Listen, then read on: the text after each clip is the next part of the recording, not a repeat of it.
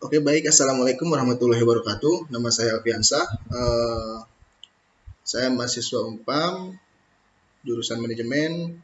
Saya ngambil kelas reguler C, ruang 301.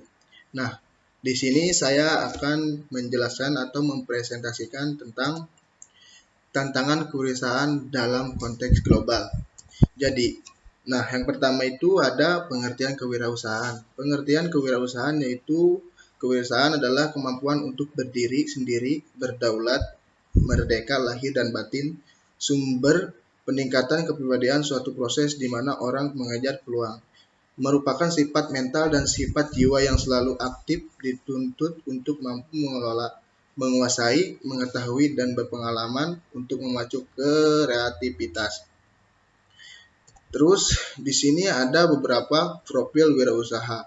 Nah, yang pertama itu ada kewirausahaan rutin, kewirausahaan arbitrase yang ketiga kewirausahaan inovatif. Nah, di sini juga ada wirausaha mempunyai dua fungsi, yaitu yang pertama fungsi makro dan fungsi mikro. Nah, yang pertama itu fungsi secara makro, yaitu wirausaha berperan sebagai penggerak, pengendali, dan pemacu perekonomian suatu bangsa, yang merupakan hasil dari proses dinamis wirausaha yang dinamis. Bahkan para wirausaha lah yang berhasil menciptakan lapangan kerja dan mendorong pertumbuhan ekonomi. Nah, itu dari fungsi usaha baru. Nah, di sini ada globalisasi ekonomi, yaitu di mana mendunianya kegiatan ekonomi dan keterkaitan perekonomian. Kegiatan-kegiatan perekonomian tidak lagi mengenal batas-batas kenegaraan, bukan lagi sekedar internasional tapi bahkan transnasional. Kegiatan perekonomian bukan lagi hanya terbatas pada aspek perdagangan dan keuangan, tapi meluas ke aspek produksi dan pemasaran, bahkan sumber daya manusia. Nah, konsekuensinya perekonomian antar negara semakin berkaitan erat. Peristiwa ekonomi di sebuah negara dengan cepat dan mudah merambat ke negara-negara lain.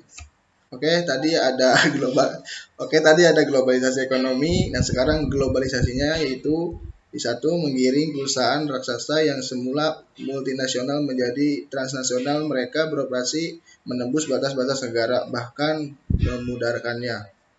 Yang kedua yaitu menyebabkan meningkatkannya peredaran uang dan modal secara global. Terus yang ketiga, pesatnya alih teknologi. Yang keempat itu cepatnya hasil-hasil produksi, khususnya produk-produk industrial. Nah, yang kelima munculnya aliansi strategis antar perusahaan sejenis. Nah, yang terakhir itu bermunculnya produk berstandar global. Dalam arti bisa diproduksi dan dipasarkan di mana saja. Nah, itu globalisasi. Nah, ini akibatnya, yaitu bisnis dan perdagangan pada khususnya serta perekonomian pada umumnya menjadi kian kompetitif.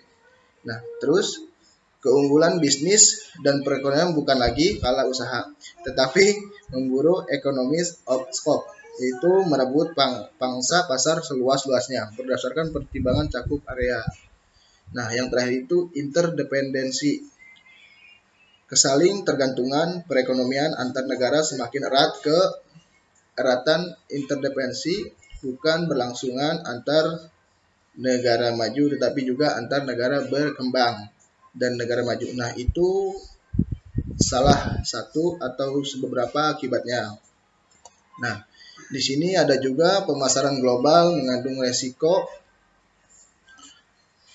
resiko besar karena adanya satu fluktuasi mata uang, kedua pemerintahan yang tidak stabil, ketiga hambatan kaum proteksionis, keempat yaitu biaya adaptasi produk dan komunikasi yang tinggi. Terus, di sini ada juga keuntungan dan risiko dari pemasaran global. Perusahaan membutuhkan cara yang sistematis untuk mengambil keputusan mengenai pemasaran global mereka. Konsep kunci yang membantu pemasar mencapai pasar global potensial termasuk konsep strategi ada 3 elemen, yaitu yang pertama kekuatan dan kelemahan dalam organisasi, Yang kedua, nilai stakeholder dalam organisasi. Yang ketiga, pemahaman peluang dan ancaman dalam lingkungan. Ya, selanjutnya ada beberapa area ekonomi yang biasanya menjadi konsentrasi usaha, yaitu yang pertama ada manufaktur, ada jasa, yang ketiga grosir, pengecer, franchising. Nah, kewirausahaan dalam konteks global, yaitu dalam konteks yaitu yang pertama, dalam konteks persaingan global yang semakin terbuka sekarang ini, banyak tantangan yang harus dihadapi. Yang kedua, setiap negara dan bangsa harus bersaing dengan menonjolkan keunggulan sumber daya negara-negara yang akan sumber daya manusianya secara nyata. Nah, yang terakhir itu sumber ekonomi dapat diberdayakan apabila sumber daya manusia memiliki keterampilan kreatif dan inovatif. Oke. Terus di sini ada tantangan global kewirausahaan. Setiap usaha jadi ada tantangannya, yaitu harus berusaha untuk mencari keunggulan-keunggulan untuk bersaing setiap produk usaha. Dan perusahaan yang tidak mempunyai keunggulan tidak akan banyak kemajuan dan tidak akan menang dalam persaingan. Beberapa tantangan yang harus dihadapi persaingan global: gaya hidup dan kecenderungannya, tantangan etika, keanekaragaman angkatan kerja, dan pertumbuhan penduduk. Ada fenomena global. Fenomena global adalah yaitu timbulnya berbagai paradoks yang saling berlawanan sebagai diteorikan oleh John Naisbitt dalam bukunya Global Paradox. Nah, yang pertama yaitu ketika dunia terpadu secara ekonomi, bagian-bagian komponen-komponennya menjadi lebih banyak, lebih kecil dan lebih penting. Nah, yang kedua, secara seru, makin besar dan makin terbuka ekonomi dunia, makin besar peran usaha kecil dan menengah bermanfaat. Oke, selanjutnya yaitu menuju pasar internasional. Nah, di pasar internasional ini ada ekspor impor. Nah, di sini saya akan menjelaskan lagi tentang ekspor impor. Nah, yang pertama, ekspor itu persoalan ekspor menyangkut bagaimana barang-barang yang akan dijual di luar negeri sampai konsumen. Nah, di sini juga ekspor terbagi dua, yaitu ada ekspor tidak langsung dan ekspor. Selanjutnya yaitu impor. Impor ya dimana untuk memperendah ongkos produk barang yang ditawarkan oleh pemasok dalam negeri. Wirausahawan mengimpor dapat mempertinggi kualitas produk dengan cara mencari produk-produk berkualitas dalam bentuk desain yang unggul, ketahanan, penampilan, dan beberapa elemen lainnya yang diperlukan oleh pembeli. Juga ada wirausahawan harus mengetahui tentang pencarian peluang. Peluang tersebut lebih terarah pada beberapa item yang tidak tersedia di dalam negeri. Setelah terjadi kesepakatan dan transaksi, langkah berikutnya adalah bagaimana barang-barang bisa masuk ke dalam negeri. Nah, itu ekspor dan impor. Nah, di sini masih ada apa pengaruh terhadap Indonesia.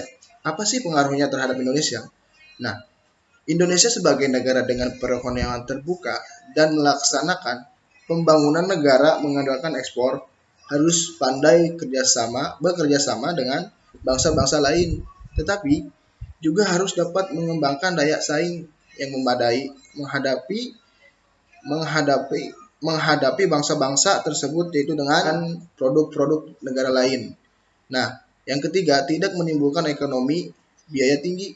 Nah, seperti itu pengaruhnya terhadap Indonesia. Nah, di sini ada kesimpulan, yaitu dalam konteks persaingan global yang semakin terbuka seperti saat ini, banyak rintangan dan tantangan yang harus dihadapi. Wirausaha harus menerima berbagai risiko berhubungan dengan kegagalan bisnis dan dalam situasi yang penuh ketidakpastian di era global yang kita alami sekarang. Hanya bangsa yang memiliki kreativitas, inovasi, dan keunggulan-unggulan strategi yang mampu memenangkan persaingan pasar, maka mewujudkan kewirausahaan yang inovatif. Persaingan masyarakat global itu merupakan suatu keniscayaan. Oke, mungkin cukup sekian presentasi dan penjelasan dari saya. Bila ada kekurangan dan kesalahan, harap dimaklum. Dan bila ada pertanyaan, bisa komen-komen di bawah. Mungkin kalau ada waktu bisa saya jawab. Dan assalamualaikum warahmatullahi wabarakatuh.